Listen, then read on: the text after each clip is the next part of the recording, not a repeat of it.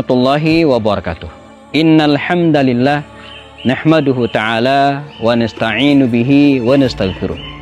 Asyhadu an la ilaha illallah, asyhadu anna Muhammadan abduhu wa rasuluh.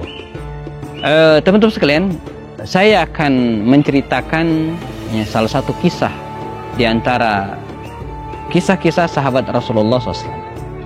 Teman-teman tebak siapakah sahabat Nabi yang saya ceritakan ini, Yang sudah bisa menebak, silakan tulis di kolom komentar sahabat Rasulullah ini adalah seorang putra tokoh terkenal di Makkah, Suhail bin Amr. Ayahnya dikenal dengan Khatibu Quraisy, orator Quraisy, dan memang tepat karena dia adalah seorang orator Quraisy, seorang penyair dengan kata-kata yang indah, dengan kalimat-kalimat yang menggugah. Dia mengumandangkan orasi-orasinya. Nah, Suhail bin Amr ini sangat berharap kepada anaknya, terutama ada dua anak laki-lakinya waktu itu, untuk mewarisi ayahnya ini. Namun dia kecewa karena ketika Rasulullah SAW menerima wahyu dan tokoh-tokoh Quraisy sebagian menolak risalah Rasulullah SAW, justru dua anaknya ini memeluk Islam. Awalnya mereka masuk Islam secara diam-diam, namun pada akhirnya ketahuan. Maka mereka sempat dipenjara, disiksa, diberikan hukuman oleh ayahnya. Dan demikianlah akhirnya waktu bergulir, teman-teman sekalian. Rasulullah SAW hijrah dari Makkah menuju ke Madinah Al-Munawwarah. Saudara dari tokoh yang sedang kita ceritakan ini, yaitu Abdullah bin Suhail bin Amr, berhasil keluar dari rumahnya dan kemudian hijrah ke Madinah Al-Munawwarah. Ketika hijrah ke Madinah Al-Munawwarah, Abdullah bin Suhail sempat ikut berperang bersama Rasul, dan ayahnya Suhail bin Amr tertangkap dalam perang Badar tersebut. Kita sudah ceritakan tentang kisah Suhail bin Amr ini, dan waktu pun bergulir, terjadi adalah perang Uhud. Abdullah bin Suhail ikut serta, tapi tokoh yang sedang kita bicarakan ini terpenjara di Makkah Al-Mukarramah, tidak bisa kemana-mana. Dan memang secara karakter, Abdullah itu lebih tegas, lebih berani daripada saudaranya ini. Nah, sampai pada akhirnya ketika masuk tahun ke-6 Hijriah, di penghujung tahun ke-6 Hijriah, di bulan Zulqa'dah, Zulhijjah, terjadi peristiwa penting, yaitu Rasulullah ingin ke Makkah untuk melaksanakan umrah. Namun mereka terhalang dan terjadilah perjanjian Hudaybiyah antara Rasulullah dan ayahnya ini, yaitu Suhail bin Amr. 4 poin mereka sepakati. Pertama, gencatan senjata antara kaum muslimin dan kafir Quraisy selama 10 tahun. Yang kedua, Rasulullah dan kaum muslimin harus menunda umrah sehingga tahun depan. Dan yang ketiga, siapapun boleh berkoalisi dengan Rasulullah dan juga boleh berkoalisi atau dengan kafir Quraisy. Nah, yang keempat, ini luar biasa.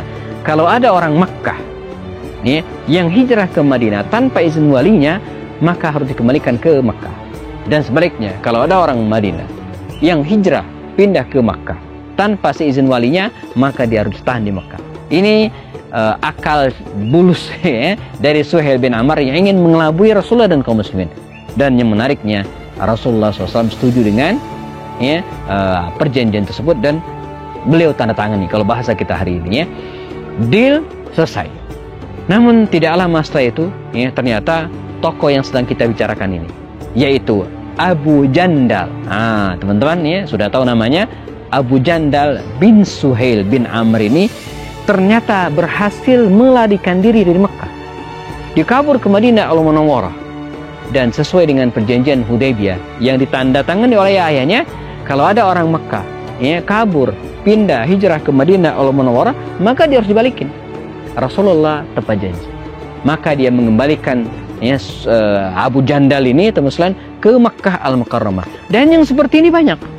Anak-anak muda seperti ini banyak. Mereka kabur, melarikan diri dari Makkah, dan orang tua mereka cenderung membiarkan, toh nanti akan dibalikan lagi gitu Di sini mereka merasa memenangkan perjanjian dan mengelabui Rasulullah SAW. Tapi Allah, Rasulnya punya skenario yang lebih besar dari itu. Orang-orang anak muda seperti Abu Jandal yang melarikan diri dari Mekah ke Madinah dan kemudian dibalikan lagi, ini seperti ini banyak. Ada 70 atau 80 orang. Banyak. Apa yang mereka lakukan, teman-teman sekalian? Dengan sangat terpaksa. Mereka awalnya hijrah ke Madinah dan kemudian dibalikin. Nah, ketika dikembalikan ini, mereka bukannya balik ke Mekah, tapi bergerombol bikin geng sendiri.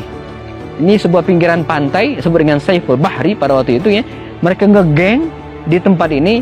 Lalu apa yang mereka lakukan? Mereka bikin gara-gara gitu.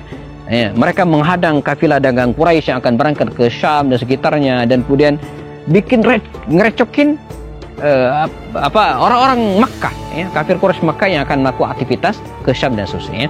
Nah, Suhail dan kawan-kawan tokoh-tokoh Makkah protes ke Rasulullah, "Ya Muhammad, Anda melanggar perjanjian. Bukankah sesuai dengan perjanjian orang-orang yang hijrah ke Madinah, Anda harus balikin?" Kata Rasul, "Bukan salah saya. Saya sudah mengembalikan mereka, bahwa mereka tidak membalik ke Mekah dan kemudian malah pindah ke tempat itu bukan urusan saya," kata Rasul. Kira-kira demikian. Wa ana bari'un, dan saya tidak bertanggung jawab terhadap apa yang mereka lakukan.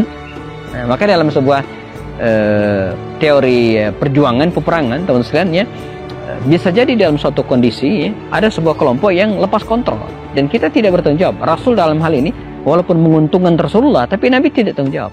Saya tidak bertanggung jawab terhadap apa yang dilakukan oleh Abu Basir dan Abu Jandal dan kawan-kawan yang lainnya.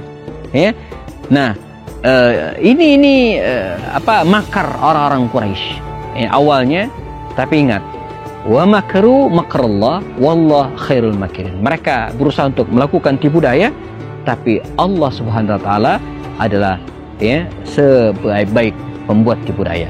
Tipu daya mereka dibalas oleh Allah Subhanahu wa taala, sehingga orang-orang kafir Quraisy kelimpungan, dan mereka meminta kepada Rasulullah untuk mendelete poin perjanjian keempat. Artinya tidak lagi. Nah, apa yang kemudian terjadi setelah peraturan itu didelete?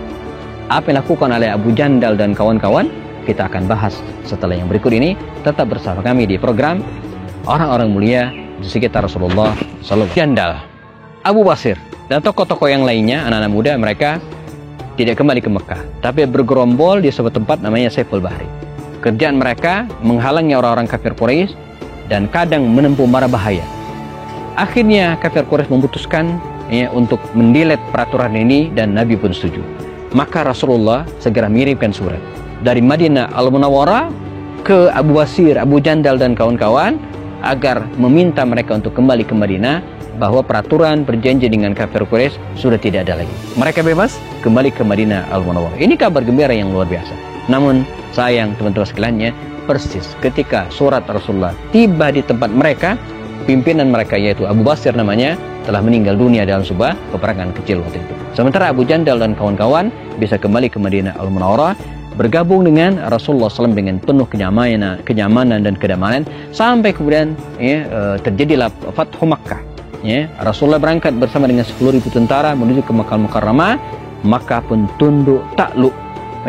Bagaimana dengan Suhail bin Amr? Ayahanda mereka kabur. Ayahanda Suhail bin Amr melarikan diri. Maka oleh Abu Jandal dan kakaknya Abdullah, mereka segera mencari ayah mereka dan ketemu suatu tempat. Mereka mengatakan, "Wahai ayahanda, ya abati, kami akan ajak anda ketemu Muhammad." Kata Suhail, "Tidak, dosaku sangat besar, kesalahanku sangat luar biasa. Tidak mungkin Muhammad mengampuni saya. Tidak, kami yang menjadi jaminanmu." Maka Abu Jandal dan saudaranya Abdullah ini segera berangkat menemui Rasulullah sambil menuntun ayahanda mereka. Dengan izin Allah, maka dan di kelembutan Rasulullah, dimaafkanlah kesalahan Suhail bin Amr ini dan diampunkan dosanya, dia pun memeluk Islam. Waktu terus bergulir, teman sekalian, sampai kemudian Abdullah bin Suhail meninggal dunia dalam sebuah peperangan, perang Yarmuk kalau tidak salah, syahid. Adapun Abu Jandal diberikan kesehatan oleh Allah SWT sampai masa pemerintahan Sayyidina Umar bin Khattab di tahun ke-17 atau ke-18 Hijriah, ketika wilayah Syam dilanda musibah ganas, wabah ta'un yang menelan korban lebih dari 25.000 kaum muslimin, termasuk tokoh-tokoh, dan qadarullah Abu Jandal ini meninggal dunia dalam peristiwa tersebut. Ada juga mengatakan ayahanda juga meninggal pada peristiwa tersebut. Ya. Sebuah perjuangan yang luar biasa, sebuah keteladanan yang luar biasa dari seorang Abu Jandal bin Suhail bin Amr, ya, seorang anak muda yang juga tokoh, ya, pada waktu itu. Ya. Semoga kita bisa meneladani mereka dalam hal semangat membela Islam, dalam hal mempertahankan keyakinan, dan Allah SWT memberikan keberkahan kepada kita semua. Kita bertemu lagi pada sesi berikutnya bersama saya Happy Adi Mustafa. Assalamualaikum warahmatullahi wabarakatuh.